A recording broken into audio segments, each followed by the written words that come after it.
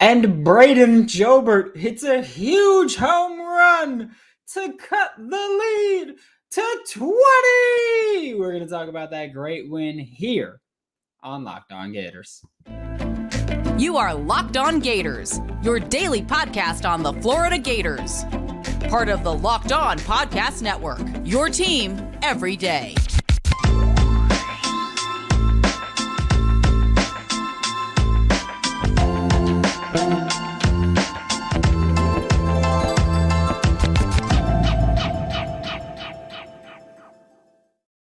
Hello and welcome back to another episode of Locked On Gators, part of the Locked On Podcast Network, your team every single day. Okay? We're available daily and free wherever you listen to podcasts. Happy Sunday. This is also going to be the Monday episode of Locked On Gators. I am Brandon Olsen. Find me on Twitter at WNS_Brandon. Find all my written work with Whole Nine Sports, Giants Country, NFL 33. Today's episode of Locked On Gators is brought to you by FanDuel Sportsbook, the official sportsbook of Locked On. Make every moment more. We're going to talk so much about this win, and tomorrow, or if you're listening to this on Monday, Florida Gators Game 3 against LSU. It's going to be absolutely sick. It's just lethal. I see the chat already popping off. We'll get to you. Third segment, chat.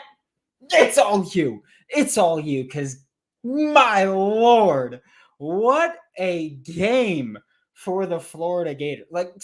Here's the thing, too. Hurston Waldrop struggled early on. Like it was bad. And don't get me wrong, Florida walked like 9 batters during this game. Like it was 8 batters. Florida walked 8 batters. That's not winning baseball. But guess what? All 8 of those walks came in the first 4 innings? Because it was only Hurston Waldrop and Blake Purnell, but I'm pretty sure walked players. So I'm pretty sure it was just all 8 walks came in the first 4 innings. The walks were ridiculous early on. And here's the thing that I need to get off my chest. Because it's like, I see it on Twitter. I see everybody talks about Jeff Head, who, if you don't know, Jeff Head was the umpire for this game. And Jeff Head, he reminds me of an actor. I can't remember who, but he reminds me of an actor Jeff Head reminds me of, in Friday Night Lights, Coach Taylor's wife's ex, like the rich dude. They came back. He flew in on the helicopter. That's who Jeff Head reminds me of. But here, and that's just besides the fact. Jeff Head sucks as an umpire. No one is going to argue that. But at the same time, like, you have to know Jeff Head sucks. You have to. A big part of just being a pitcher is knowing your umpire. And you have to know Jeff Head sucks. He is wildly inconsistent. It can be the same pitch. I mean, it could be the same pitch back to back, and he's calling one a ball and one a strike. It's not even like, oh, the strike zone when Florida's pitching is smaller. It doesn't matter. He's just a bad umpire. No right calling the College World Series. Just no right at all. But here's the thing. He sucks. But you have to recognize that. You have to shrink the strike zone for yourself.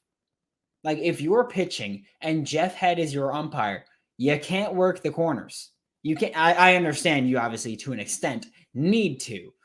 But you got to rein it in a little bit. You have to shrink your strike zone. Work the corners, but work smaller corners, because you have to when Jeff Head is the umpire. So Hurston Waldrop struggled early on. We thought that the splitter was going to be just this huge game changer on Sunday with the wind. It wasn't. Okay? That part sucked.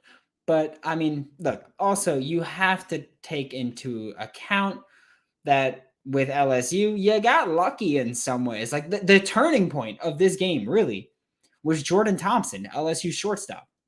He was the one that changed everything. Like Jordan, I understand. We can say, oh, Ty Evans home run. Yeah, Ty Evans home run, Ty Evans' second home run, the grand slam, isn't a grand slam if Jordan Thompson doesn't screw up. It's not the game-changing home run. Game-changing grand slam if Jordan Thompson doesn't screw up. Jordan Thompson screwed up the exchange or the transfer on that double play ball, led to the grand slam. Jordan Thompson had two major errors. I mean, I don't know what he was doing when he was the one that got the out on second base and he was like throwing to first. And then he was like, you know what? Yeah, I'm just going to throw this thing to third. I don't know what he was doing, but thank you, Jordan Thompson. I forgot who it was. I think it was Andres in the Locked On Gators Discord, which links in the description below. I think it was Andres that was just like, how much are we paying this dude? Like, there's no way we're not paying Jordan Thompson to make these kinds of mistakes. But commentators even talked about it. Jordan Thompson, he's improved as a defender, but like it was last year or 2 years ago, he had 31 errors. And also just the entire LSU team here. They had 5 errors, I think, during the game. Let me pull that up. I think it was 5 errors. Yeah, they had 4 runs, 7 hits, 5 errors. One of those hits came in the 9th inning, the bottom of the 9th, where I said Braden Jobert hits a huge home run to cut the lead to 20, because that's what he did. He's the Chris Paul meme. The Chris Paul hits a huge 3 to cut the lead to 42 against the Dallas Mavericks in the Western Conference playoffs. It's crazy. And commentators talk, and also I see you popping off chat. Just remember, third segment, I will get to anything you say, and we'll talk about it there. But I want to talk about this game first, and then we're going to talk about tomorrow's game. But the commentators talked about that Ty Evans home run where they're like, it's the highest launch angle they've ever seen. Highest launch angle they ever saw before that was like 49.7 degrees that actually went for a home run by JD Martinez. Ty Evans went 51 degrees. They also talked about the crazy point where it was like on hits with a launch angle of 50 degrees or higher, hitters go, I think it was 0.014, and Ty Evans' home run was a grand slam, and it was ridiculous. I will say, for me, hitting the bullpen in the third inning sucked. We talked about that in the Locked On Gators Discord. It's weird. I feel like we talk more in the Locked On Gators Discord during baseball games than football and basketball. But for Florida, like we talked about, hitting the bullpen early sucked. Didn't go Ryan Slater, which we'll talk about in the next segment, what my thought process was, which again, I don't think there's any good reason, but that's what we talked about. And it's also important to talk, like you hit the bullpen kind of early in game 1 as well. So you had to go to the bullpen twice. Didn't want to do it that early again in game 2, but you did. And also, I will say this, taking Hurston Waldrop out, I understand everyone loves him. He tends to show up in big games. You kind of have to take him out there. 2 walks and a hit batter in a row. And I understand, like the hit batter was complete and utter bullcrap. Like I get that. Because regardless of whether or not you feel Dylan Cruz leaned in, it's understandable for Sully to make the change then and to go to the bullpen there before things piled on, which it ended up being a great decision, right? Like bats were not alive at this time. Like this was right after the Ty Evans grand slam. I keep wanting to say Ty Evans home run, and then I'm like, he hit 2. But this is right after the Ty Evans grand slam, and like the bats came alive, and LSU was threatening. So I understand making the call. It ended up being a great decision. Florida ended up setting a record with 24 runs, 23 hits, or a men's college World Series record with 24 runs and 23 hits. Look, I think this is one of those games where we go, I had some questions about like Sully often when he gets criticized. When Coach Kevin O'Sullivan gets criticized, it's usually for a decision he makes with the pitching staff. And I will admit, while I understand and I agree, like, yes, it was a good decision to take Hurston Waldrop out, I get the criticism or the little bit of doubt you might have for taking out Hurston Waldrop, because Hurston Waldrop has been damn good as a Florida Gator. But great decision by Kevin O'Sullivan. And I mean, look, bats came alive. Things just started going nuts. Florida played one of the better games. Florida played their best game of the season. Okay, I'll say it. I don't care. They played their best game of the season in the most important game of the season. It was just fantastic. We're going to talk about the game 3, the deciding one, the rubber match that's happening tomorrow. But first, we are going to talk about the people who really made money during that game too. FanDuel, America's #1 sportsbook. New customers, you get a no-sweat first bet up to $1,000. Up to $1,000 back in bonus bets if your first bet does not win. Just download the FanDuel Sportsbook app. It's safe, secure, super easy to use. You can get everything. You could bet on the money line for this game, which, by the way, Florida was -111. At the very last moment that I saw the line before the game, Florida was -111. LSU was like -103 at the time. You could take the over-under, which, if I'm not mistaken, was like 8.5, which Florida got 3 times that with just themselves. So it's crazy. But you can make money on this game. I told you I'm betting the over in every single Gators College World Series game, and it's worked more often than not. So money, money, money, money, money. Don't forget to get your no-sweat first bet up to $1,000 back in bonus bets when you go to FanDuel.com/lockedon to learn more. Thanks again for making Locked On Gators your first listen of the day. We are available daily and free wherever you listen to podcasts. And man, it feels good to talk about this game, because I will also say I fully went into Sunday like, man, this could suck a lot. Thankfully, it didn't, and Florida really went off. But I was texting my friends. I was just like, look, like, I might not make it to the end of this game. like this is going to be a tough one. It feels like typical Florida LSU. LSU hits a home run, Florida hits a home run. LSU goes up 2, Florida goes up 2. Or Florida scores 2 to tie it. And then it just snowballed for Florida, and it was incredible. I will say this, because this was a discussion that I've seen happen in the Locked On Auburn Discord, the Locked On Gators Discord. I've seen it on Twitter. Paul Skeens is going to pitch in game 3. He has to, at least a little bit. Like, I understand. He threw, 120 pitches on Thursday? Get it. I get it. However, he's Paul Skeens. This is the most important game of the season. Big-time players make big-time plays in big-time moments. Like, ladies and gents, this is game 3. Paul Skeens is pitching. The best pitcher in college baseball is pitching game 3. So, I will say, Florida Gators fans, don't expect 24 runs again. Don't expect anything close to 24 runs again. It's Paul Skeens. However, you have to you have to feel good for certain players where like Jack Caglione. So many people were criticizing his play throughout this entire postseason. Deservedly so. Like, I'm not saying don't criticize him, but you have to feel good for Jack Caglione, who finally got into a rhythm. 2 home runs in this game before eventually getting subbed out for Derek Fabian, who, if I'm not mistaken, Derek Fabian then had the 2-run double. It was wild stuff. And I'm losing track of this because Florida scored 24 runs on 23 hits.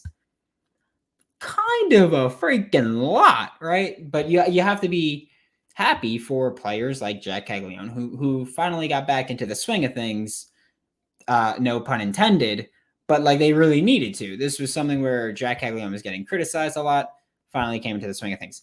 I mean, look, we've talked about it, or not we, but if you're a baseball fan, Luis Arias with the Miami Marlins, he's gone 5 for 5, and everyone loses their mind. Wyatt Langford went 5 for 5. Wyatt Langford went 5 for 5 and would have had a 6th at bat, but Mikey Robertson came in to pinch hit for him in the top of the 9th. I need your walk, by the way. But Wyatt Langford would have had a 6th at bat. Could have had a 6th hit of the game, but 5 at bats for Wyatt Langford.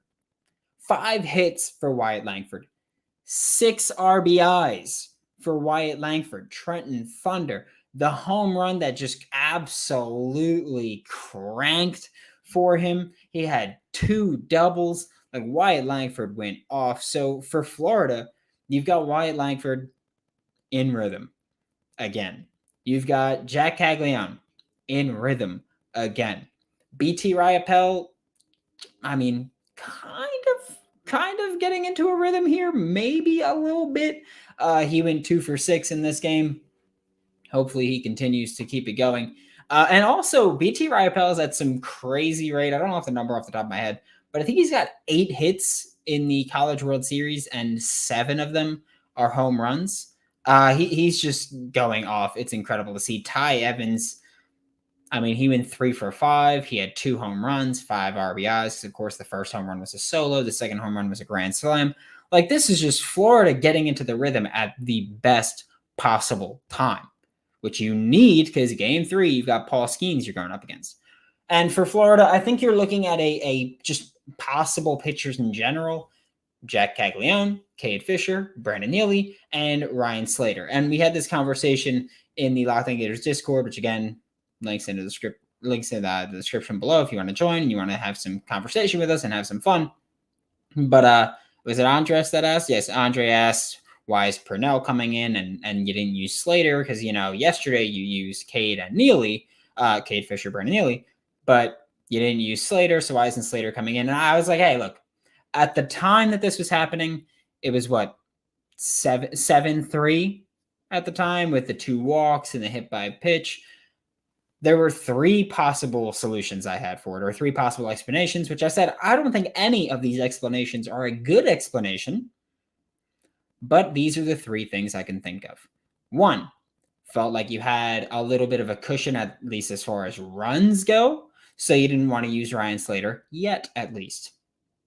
If the game stayed tight, maybe you want to use Ryan Slater to close game 2 out if things were still close. 3, and here's the thing. I will say this before I even tell you what 3 was. I think that Jack Caglione will start. Okay? I think he will start game 3. However, my point is maybe Sully was just trying to keep options open. Maybe he was like, hey, we're up solidly right now. Maybe we keep options open, because last week when Jack Caglione pitched, he struggled early on. Like, that first inning was bad. He was at I think it was 37 pitches, 3 wild pitches, a few walks, strikeouts, all that stuff. He can't do that against LSU. Like, you did it against TCU. You can't do that against LSU because you will lose that game. Like, if you start like that against LSU, might as well just pack it in and you're done. So maybe Sully is like, all right, we'll start Ryan Slater, maybe use Jack as a bullpen arm against LSU in game 3, whatever it is. I think Jack starts. I'm just saying, I think maybe that was the logic behind not bringing Ryan Slater in that early. Maybe. We are about to talk about just the rest to wrap up. I'm looking through the chat. I see you guys going nuts. I appreciate you. 64 people in here on a Sunday evening is awesome. Nothing short of incredible. Thank you so much for being here. Ezra, you said something that I can't put on the screen. I'd love to put on the screen, but I can't do it. A bunch of people saying 24 runs. 24 runs, baby. 24 runs. I'm sorry, but that is absurd. 24 runs in game 2 of the College World Series in a must-win game. Like, this wasn't like, oh, there's no pressure on Florida. Like, Florida's up 1-0. You win. No, Florida was down 1-0 in this series and came back at the biggest possible time. Gators looking like the 27 Yankees. How dare you? I'm a Mets fan. How dare you? The no justice. How dare you? That's all I have to say to you. Need one more win, Gators. That's it. Drake Castaneda said, someone forgot rule number 1. Don't let the Gators get hot. Man. Also, I will say, because someone asked in the Locked On Gators Discord that, is there a run rule? No run rule, obviously, in College World Series. That's thrown out the door. No mercy. You take them out to the backyard and right behind the shed, and you know what to do at that point. Just saying. That's what you do. Yeah, game was absolutely a slaughter. Absolute definition of won't back down. Does that many points carry over to tomorrow night's game? And if so, can we just go ahead and take the trophy with us? Look, David, like, I would love it if they carried over. And obviously, we both know that that doesn't happen. But I will say, runs don't carry over. Momentum does. Like, runs don't carry over. But you've got a team that just went for 24 runs on 23 hits, which, by the way, is always going to be funny to me when a team has more runs than hits, but that's what happens when you have walks and errors and home runs. That's how that happens. So 24 runs on 23 hits, that's going to carry over, especially when, I touched on this before, you look at players like Wyatt Langford, 5 for 5. Jack Caglione, 3 for 6, 2 home runs. Ty Evans, 3 for 5, 2 home runs. You have BT Ryapel getting back a little bit. Like, this is just incredible momentum that's being built. I love it. Like, runs don't carry over. Momentum does. And that is just so vitally important for the Florida Gators. Momentum carries over. That's 1. 2, you just embarrassed the LSU Tigers on national television in the College World Series. LSU has 2 options. You respond like a bat out of hell, or you accept that you're just not good enough. 2 options. That's it. So, I mean, we'll see early on how LSU is going to react to that. So, yeah, David, runs don't carry over, but momentum does. So it's incredible. Ty Evans is balling, and he wears a number that Tawan wears. That's awesome. Ty Evans is an absolute beast. Love him. Hope they save some for tomorrow, Paul. Yeah, hopefully. What I would give to have had a doubleheader with Game 3 tonight, Drake. That would have been the perfect situation. Like, I wish that Sully could just be like, can we just run it back? Like, can we just keep it going? Because this is crazy. Lost my voice because of wardrobe. I scared my cat was sleeping right on the windowsill right next to me while I was watching the game, and I scared her so much when I think it was Ty Evans' first home run. Scared her. She jumped right off the windowsill, ran away. I felt so bad. Waldrop just didn't have it today. That's how it goes. That's how it does. Sometimes you just don't have it, and that's fine. Like, you can't be on all the time, especially for Hurston Waldrop. Like, you're a great pitcher. You're not the ace. The expectation isn't to be on all the time. Florida needs to have the same mindset as they did today. You do. Like Florida needs to show up, especially with Skeens pitching. You need to show up and be like, all right, what we did was not a fluke. It was not because you didn't have your ace pitching. It was because we're that damn good. And that's the important part for Sully. Like, Sully's a fantastic coach, manager, whatever you want to call them. Sully's fantastic. He needs to make sure that this doesn't get to the Gators' heads. Like, you need to go, yeah, like, you destroyed them. But guess what? Winning by 20 means nothing if you lose Game 3. So you need to come back out here and do it again. That's it. Scoring more than 5 runs if you remain disciplined. Yeah, like you mentioned, 120 pitches. Like, it's going to affect Skeens for sure. No doubt in anybody's mind. Paul Skeens, if he's going to pitch 120 pitches just 4 days ago, is going to impact him. He's still amazing. Like, if he could just give you 2-3 fantastic innings, that could be enough. So that's why, like, yeah, the 120 pitches is going to bother him. Can't kill him too much. If their ace gets to start, we need to have him throw pitches and get to their bullpen and try to hit more home runs. Yeah, Rob, I like that you bring this up because Game 1, I forgot who it was. Someone asked in the Locked On Gators Discord, they're like, hey, why do they always take the first pitch or two? Even, like, why does Florida always take the first pitch or two, even if it's clearly a strike and clearly a ball that you can crank? The reasoning for that is LSU, their bullpen has been fantastic in the College World Series. But for so much of this season, their bullpen was terrible. You want to get to their bullpen, and you want to go, hey, are you going live in the 9th inning? No, Robert.